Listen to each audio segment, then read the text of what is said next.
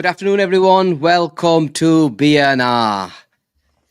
I'm joined by Ben as we give you an instant match reaction to Yokohama versus Liverpool. Yokohama won, Liverpool 3, our second preseason game. Well, third preseason game, you can call it. Ends up in a 3-1 win in Japan. First and foremost, guys, like and subscribe to the channel if you haven't done already. Ben, I'll come to you straight away, mate. That was a good performance. What did you make of first the starting lineup, and secondly, which players stood out for you in that first half? Well, I was a bit worried, to be honest, mate. Our first match reaction, and after 45 minutes, I was thinking to myself, my word, this is not going to be a lot to talk about. The pitch was absolutely gash. The what's called, the intensity was obviously there. The heat was there. They all looked absolutely knackered after about 15 minutes. And especially seeing the start 11, it obviously went really strong, as close to probably start 11 as we could go. But second 45 came along, and there's only one thing to say, isn't it? Rio, what's your name? He's absolutely unbelievable. I just, I'm trying not to get too excited about him, but he just lit the place up, didn't he? He was superb. But yeah, just going back to the first half, I think, as I say, we have to keep things into context. There was, the pitch was really bad. There was a couple of players who looked miles off it, to be honest. Thought Ibu looked really, really off it. Thought Gravenberg looked really off it, to be honest, as well. He wasn't anyway. His first touch was not there at all. Lost control a few times. As I say, I think a big factor is the pitch, without a doubt. Even seeing Florian Wirtz miscontrol it a few times, which says it all, really. Salah was as usual, Salah self, and Van Dijk was as commanding as ever. But apart from that, the rest of them were a bit meh, to be honest, first half. Yeah. But as we said, second half brought a few new faces in. It was a breath of fresh air to see Maka back. He looked absolutely glorious, like he'd never been away. And then obviously the young lads in Naoni and Rio just lit the place up. Let's go back to the first half then, Ben. Obviously, in terms of the team, I was happy it was a strong team, a team that will probably look like, most of them, 9 or 10 of them players will probably start the next game, especially against especially in the Charity Shield. But what did you make of our new boy, Hugo Ekitike? It was his debut. I wanted this new to obviously new surroundings, new team. 45 minutes, first 45 minutes. I thought he had a couple of decent touches in the first half where you saw that this guy does have a bit about him. What did you make of his performance? Yeah, exactly the same, to be honest. He didn't really get into the game. The game was very patchy and very bitty. But I think it was actually his very first touch when Salah put a ball over the top. He controlled it with the outside of his right foot. And I thought, oh, that's nice. It was, real confident touch. And he tried to link the play a couple of times, couple of 1-2s. And then he had that lovely little flick, didn't he, where it got played into him from the right side. And it nearly caught the goalkeeper off. So very, very small sample size for him. But it's nice to see his style on the pitch. A very rangy style, glides across the pitch. He's quick as well. He's not that fast from an acceleration perspective, but he's definitely quick when he gets going. Really positive signs for him. As I say, very, very small sample size, and hopefully we'll see, fingers crossed, maybe another 45-60 against Bilbao. Especially in the first half, I thought I saw enough in the first half, Ben, especially in the forward players. The Salah Wirtz link up looked good. Salah's passing today, especially in the first 25, was unbelievable. It was like, what the hell's going on here? And I saw enough link up play.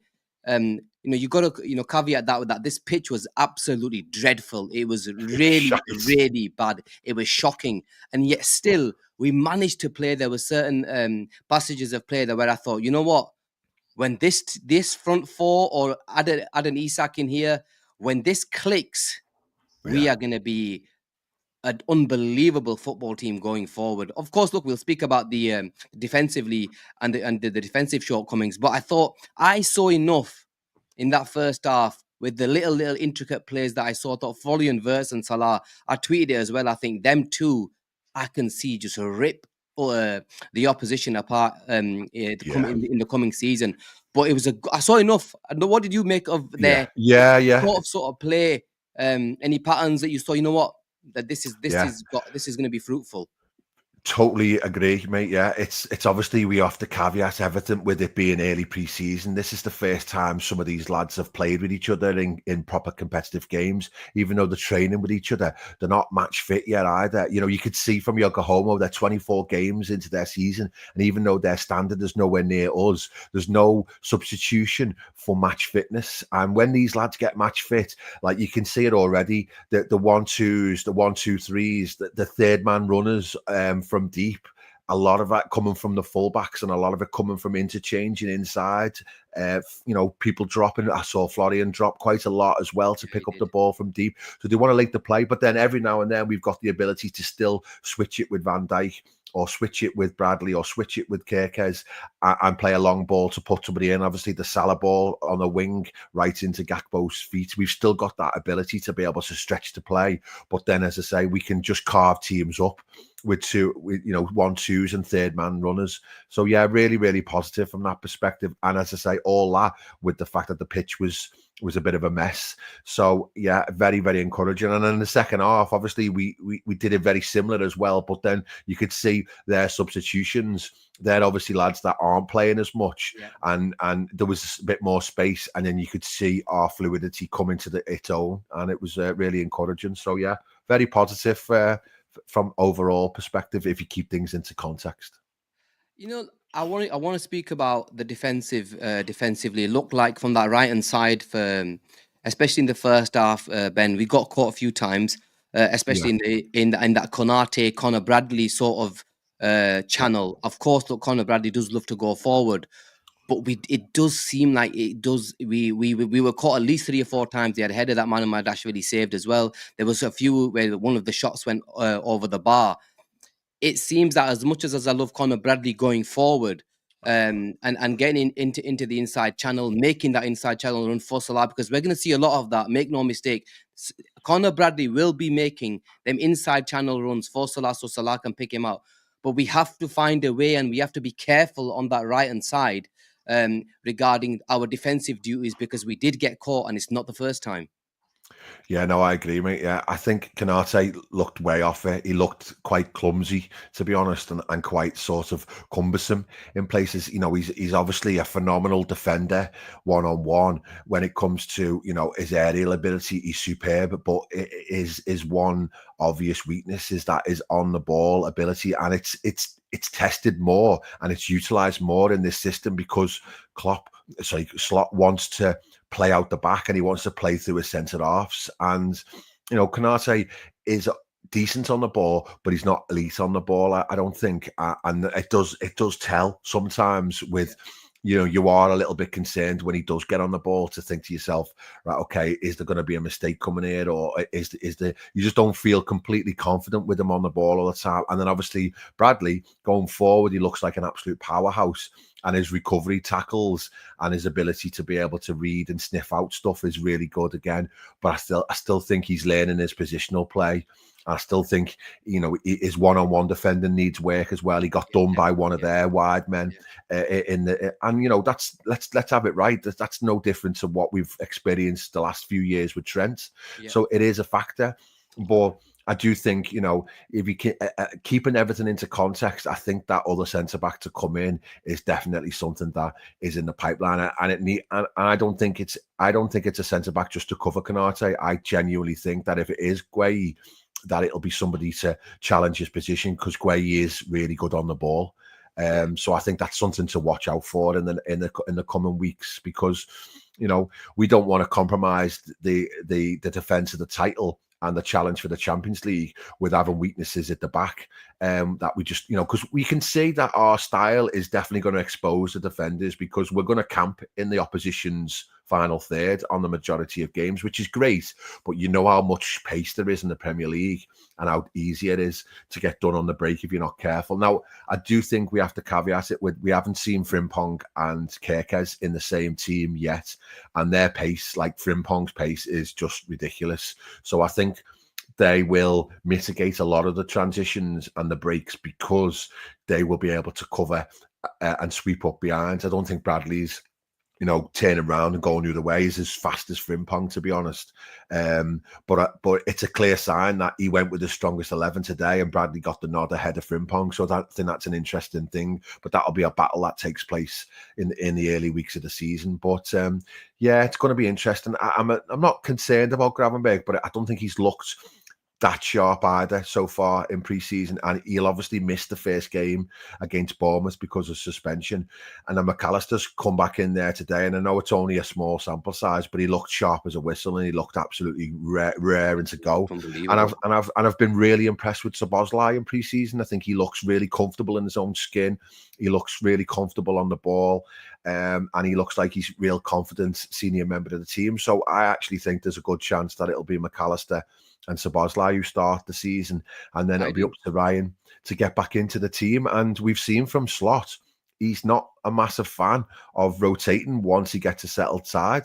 So it'll be really interesting to see whether or not that is something that plays out. I think there will be a lot more rotation this season because there has to be. But yeah, it's exciting times, mate. Okay, I think it's only fair we speak about the star man today.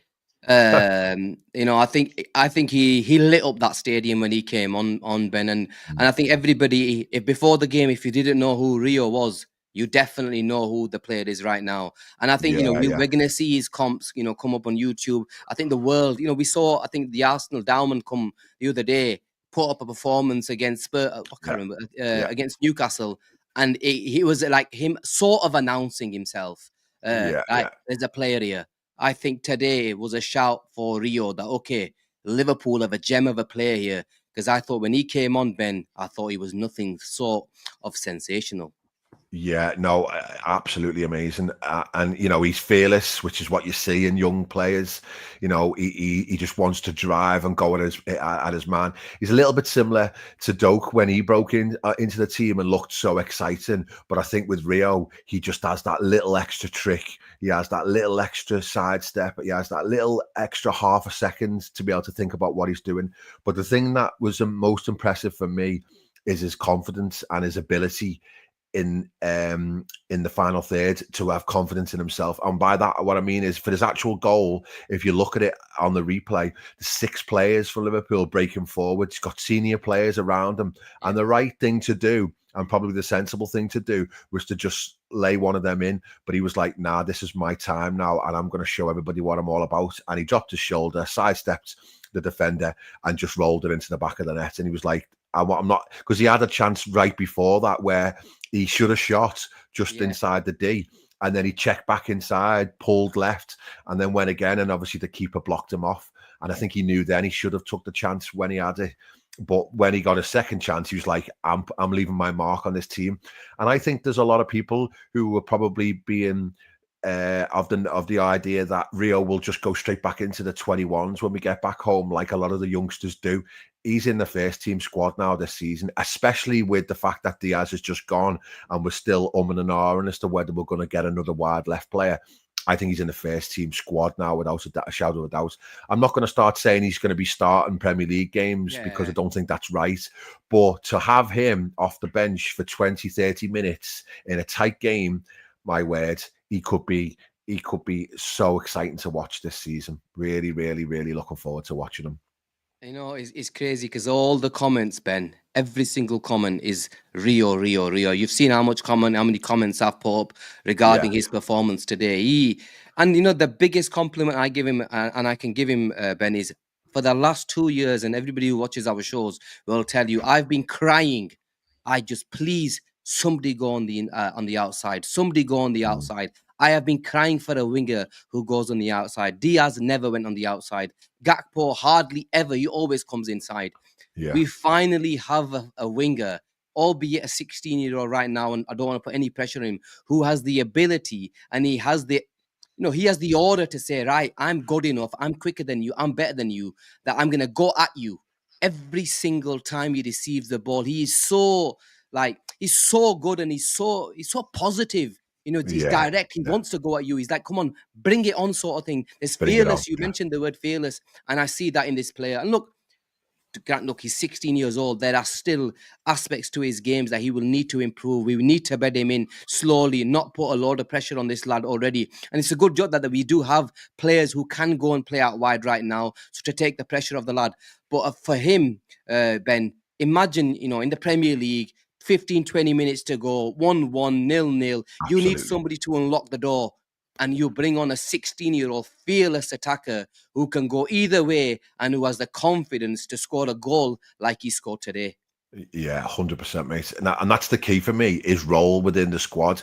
Like, if people start saying, oh, he's like the replacement for Diaz, and then he's got to stop, because that's nonsense. That is, everyone needs to get that out their heads, and that is nonsense. When you're going to come up against Premier League teams week in, week out, intensity of the Premier League, he won't be able to deal with it, and it would be stupid to even consider it. But as a role of the sixth attacker this season, at the age that he's at, to come off the bench and do what he's doing, that is amazing. And that's exactly what you want. And people will say, oh, well, it was only against Yokohama Mariners.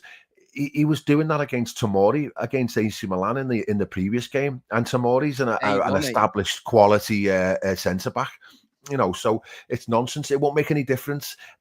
Every player that's ever played in any level of football, they all say the thing that scares them is pace and directness, and he's got it in abundance. And as I say, he's got that sort of Michael Owen look about him. He almost, where it's like he doesn't care about the surroundings, he doesn't care the stage, he doesn't care about the situation. He knows what he can do, and he knows what ability he's got. And the other thing as well that's really encouraging is that you saw that it cut to Virgil after the game, and he was absolutely buzzing, Virgil. And it's like, they know he's class. They know he's exciting. They know he's like, we've got one here that we're just waiting to unlock. And as long as we use him in the right way and don't put too much pressure on him, bloody hell, let him explode. Let him just be what he is, because he'll have a setback at some point, like all young players do. But if he's ready now to just make an impact at this level, then why not? Why not, eh? Agreed. No. I completely agree. And yeah, look, we have to show patience with the lad, but I think he definitely will make the Liverpool squad for definitely this season. And it might even save us another £100 million, mate. If I'm honest with you, if it means us, if Slot and the board and everybody believe in this kid that much, that Liverpool don't really need to go and spend ridiculous amounts of money. I'm not saying don't go and buy a player because he's still 16, but I mean ridiculous amounts of money. But another player, Ben, I was really impressed with today. I thought he really showed what he is about, was Jeremy Frimpong. We actually saw the Frimpong that we saw at Leverkusen. I saw him, bomb forward, be able to beat a man. We saw a brilliant cross for the tray goal as well. He looked comfortable in this team. He looked like I saw from him today what I expected to see from him. Get down the wing, get it in. Yeah. And I loved the way he played today. I was really impressed with him. Yeah, he looked like a man, out on a mission, because, as I've said already, Bradley started, didn't he? So it's almost just like a bit of a nod to say, Bradley, you're currently got the shirt. And Frimpong was like, hold me drink, I'll show you. And he was really, and he didn't have that much to do defensively second half, and that's something obviously that we need to see a little bit. Be very interested in the Community Shield, for example. Say if Eze's still at Palace, then that's the sort of player who you want to see him come up against. But you think his pace is he's got a little bit like Kyle Walker. Kyle Walker's not a great defender, poor positioning, but he was so quick that it didn't really matter, because you could get back into position whenever the situation was required. And you feel as though Frimpong, he's not the physically biggest, but my word, from a standing start, he just, as a girl, go shift left and right, and he's gone. And he's past you. And as I say, I don't think that will make any difference as to who the player is, because there's nothing you can do to stop ridiculous acceleration. It's just, the key with him, and the stuff that I've read about him, is that it's his final ball, and it's his delivery that needs to be worked on well. Flipping heck, that was a good start today, because he put an absolutely perfect ball into the box. And then there's a couple of other times, obviously, when I think he played the ball in sort of into an area, rather than like picking somebody out. But I'm okay with that at this moment in time. We can work on that. But yeah, very, very encouraging performance. But I was just going to quickly say as well, back to Rio, is that, what else it is? It's a brilliant advert to prospective players for Liverpool. Like, we signed that Will Wright yesterday, didn't we? I think, we did, who's supposed to be a centre forward, much coveted centre forward. Arsenal were obviously heavily in for him, apparently. But it's situations like today where you can actually say to players like that, we've just signed Florian Wirtz, we've just signed Ekitike, we're looking to sign Isak. But if you're good enough, there's still a pathway into the first team for you as well. So it's huge encouragement to up and coming young players. And Trey Ione is exactly the same as well. You know, he looks like a real comfortable, stylistically perfect profile for our team, and he did himself no harm at all, and getting on the score sheet with that lovely little finish from Frimpong. Yeah, look, if you look at the today, Wirtz got his goal, new player, Frimpong got his assist as well. And you know, you look at what Trey Ione, he got a goal as well. This squad is looking like we are putting something together. Of course, there's still room for improvement. We know that there are a few positions that if we can go into the market, get them right, bring the right players in defensively, and obviously with the number 9. This squad looks like an unbelievable squad if we manage to get a couple of more players in. Yeah, it does. I want to. We look a strong outfit. I'm happy with everything. And look, there's another player that I need to speak about because I am probably his biggest fan. I have loved one player. I called him one of the biggest mentality monsters of this team, Ben, when we first bought in within 2 months of us signing this player, and that's Alexis Mac Allister. Mac Allister. I adore this footballer. Like, you don't understand how much I love Alexis Mac Allister. And I thought today, you know, he came on and he just said, you know what? I'm here. Just chill, relax. The Watch man's me here. start playing football. And you know, he's got the biggest cojones that I've seen in a Liverpool player for a long time. And trust me, that's something that I love about Alexis Mac Allister. And he just gives us that calmness when he's on that football pitch. A proper footballer comes in, starts dictating play, and yeah, I just love the kid. Your thoughts on Mac Allister? Yeah. I think the biggest compliment I can pay Mac Allister is that we've signed Florian Wirtz, who is an unbelievably exciting talent. And yeah, Mac Allister's still the best centre mid on our books. And I know Wirtz is not really a centre mid, but from a talent perspective, you know, Mac Allister has got it all, hasn't he? He's got that creativity. He can finish his dinner, but he's also got the grit and the fight and the ability to be able to just control a game. The conductor, you know, that's a great comment that from whoever that was. You know, he's the conductor, and he just brings a presence about him to the team. And I think, as I say, if you've got pace alongside him, because that's the one thing about Mac Allister, he doesn't have that lightning pace. But if we can control a game in his through him, and then, as you say, I have Wirtz just in front, then oh my word, I can't wait to see them two link up properly, because they will take the piss out of midfield. They are, as I say, very similar in ways to Neves and Vitinha at PSG as well, isn't it? That wonderful sort of one-touch football where you just play it round teams and you just can't get the ball, and it's, you know, it's really exciting. And if you've got him in the team, and then you've still got Szoboszlai for the legs, and you've got Gravenberch for the range and for the able to put his foot in and intercept, then that's some quartet in midfield this season. And that's without throwing in Jones, who I thought did, you know, absolutely fine again today. He'll always do a job for you. You know, he's never going to be first choice in my eyes, but he's a really, really solid option to have in there to be able to come in and do a job when you need him. But yeah, Macca was just Mac Allister, wasn't he? And you think about it, 35 million for him. Oh my word, that's some business, that, isn't it? He's a £100 million midfielder every day of the week. Easy. And you know, I think Hassan, big up Hassan, he goes, he's a general in that midfield, comfortable in tight areas, tenacious in the tackle, and can pass through the lines, lifts others around him, class operator. And I think, you know, that lifts others around Lovely him. Words. It's honestly, we forget that he is an actual leader on that pitch, and he demands 110% from every single player on that pitch. I've seen it close up. I've loved Mac Allister that much, Ben, that when I was at that game, I remember a few games last season, he gave a bollocking to some players. Yeah. Not a bollocking meaning like, you know, giving them shit, like looking at him saying, get in there, Get Yeah, up yeah, your game yeah, sort of thing. yeah, And I love that about him because look, he's only been at the football club. Last season was only a year and a half. And to have that sort of mentality and have that much respect amongst your fellow peers who have gone and won titles and mm, trophies at Liverpool, it just goes to show that he's an unbelievable footballer and an yeah. unbelievable winner.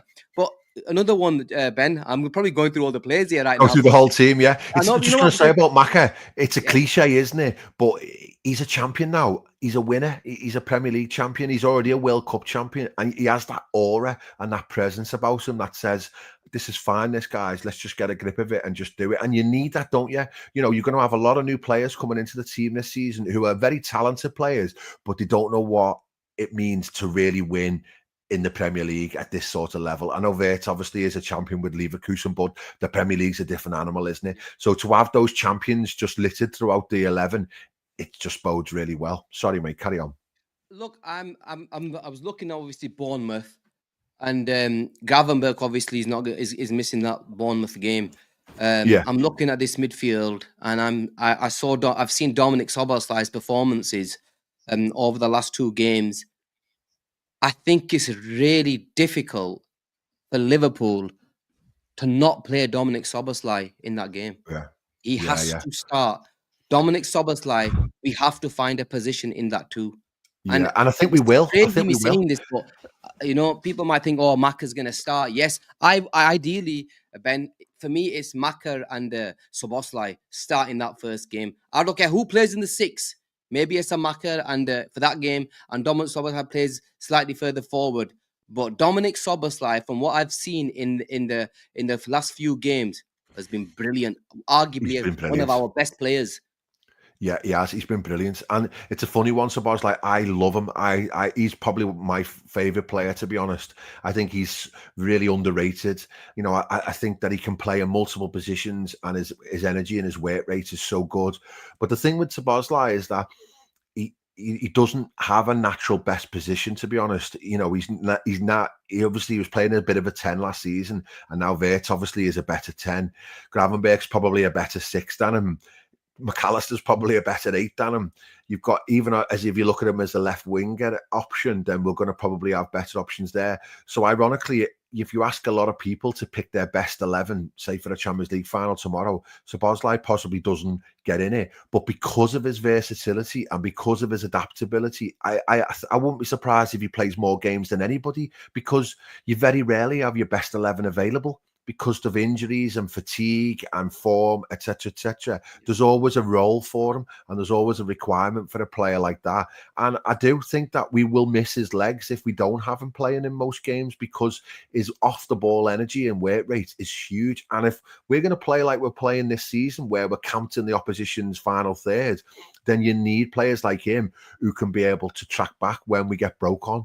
And, you know, it's massive. And there's a few times already in pre-season where you've seen him go in and do a recovery tackle, or you've got a 50-50 where he's come away with the ball, and you know, his ability to be able to spread the play and just be really neat and tidy.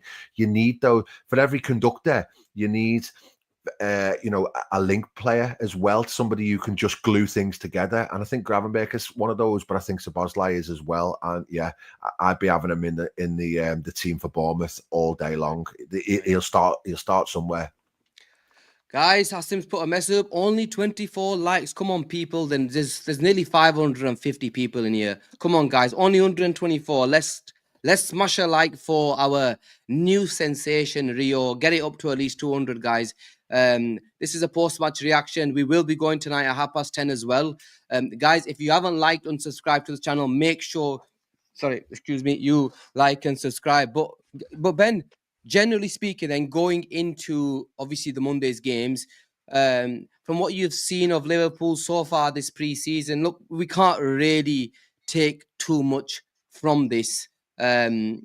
Look, it's pre-season. The pitch was absolutely shite. You know, we got to caveat that.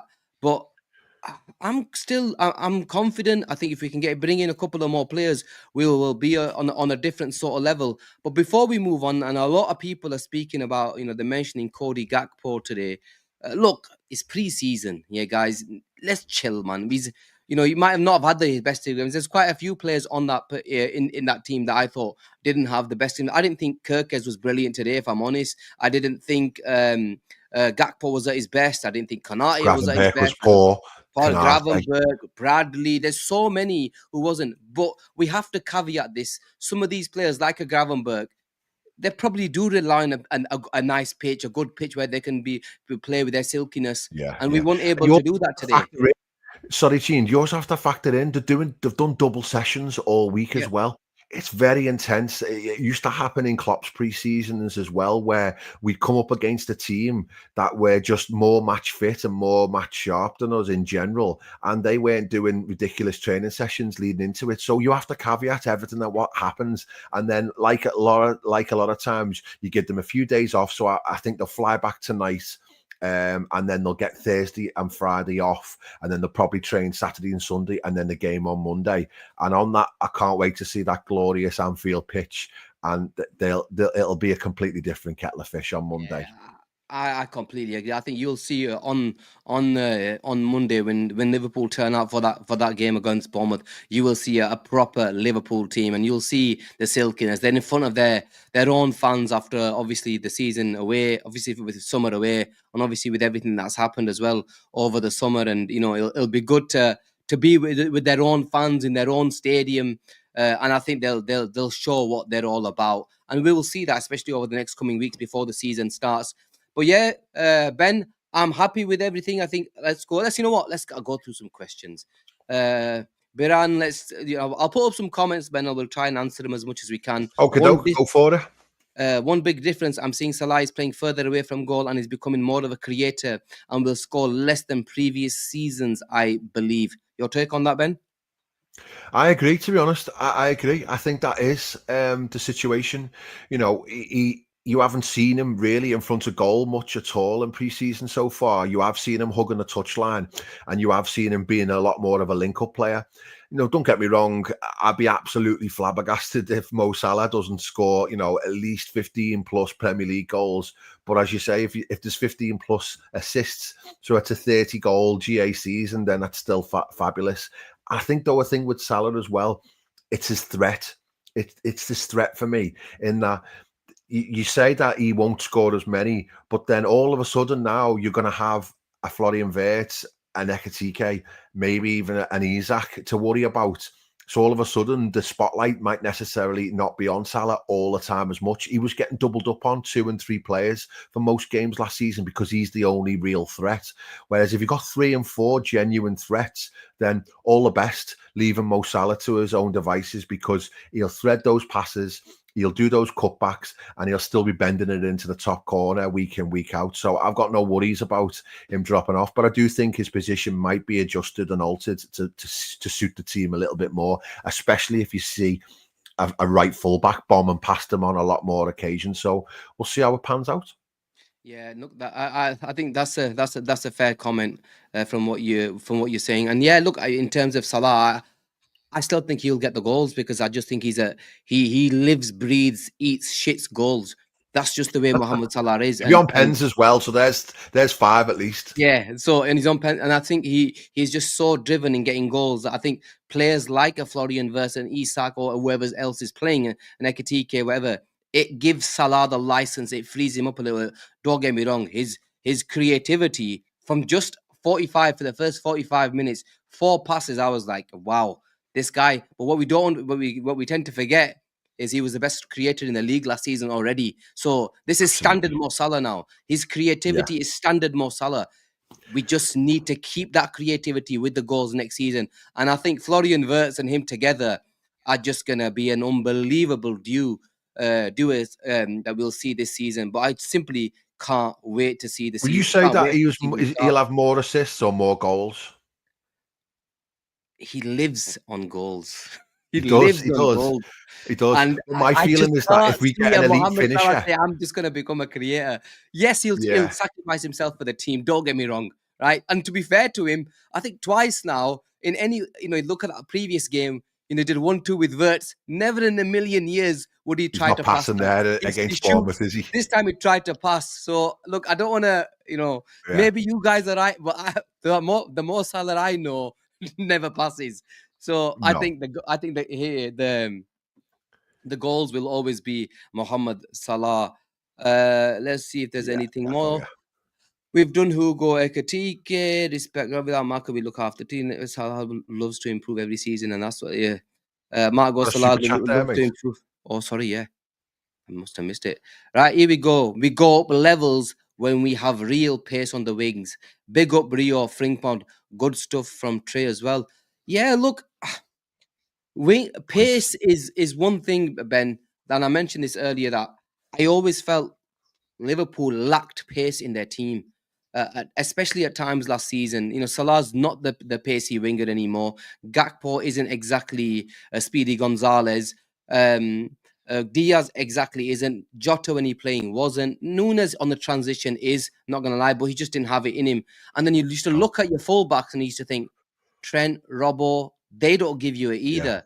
Just When I static, look at isn't it? yeah, but when I look at this team now, you know, he's mentioned Rio Frimpong. Then you've got other players. This is why Kirk is bombing on.